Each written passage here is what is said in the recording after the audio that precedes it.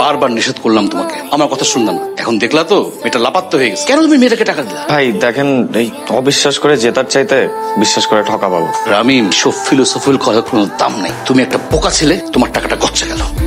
Hello ভাইয়া। কি সমস্যা তোমার? তোমার কোনো খবর নাই কেন? আর তুমি আমার টাকা দাও না কেন? হ্যাঁ চিটার, টাকা পয়সা না দিয়ে ফোনটা অফ করে তুমি পালায়। কি মনে করছো আমি তোমাকে ধরতে পারবো না? দেখো তোমাদের মতো মেয়েদেরকে না আমার খুব ভালো মতো চেনা আছে। এই মুহূর্তে আমার টাকা দিবা, নাহলে কিন্তু তোমার খবর আছে আমি বলে দিলাম, একদম পুলিশে ফোন দিব। ভাইয়া আমি আসলে আপনাকে টাকা দেওয়ার জন্যই নক দিতাম, আপনি আমাকে ফোন দিয়ে দিয়েছেন আর ভালোই হয়েছে। ভাইয়া আপনি প্লিজ একটু বিকেলে ধানমন্ডি লেকে এদিকে আসতে পারবেন? আমি আপনাকে আপাতত 5,000 টাকা দিয়ে দিচ্ছি। পুরো টাকা দিতে পারছি না দেখে আগেই মাফ চেয়ে নিচ্ছি। আমি সরি, কিছু মনে করবেন না। হ্যাঁ রাখি।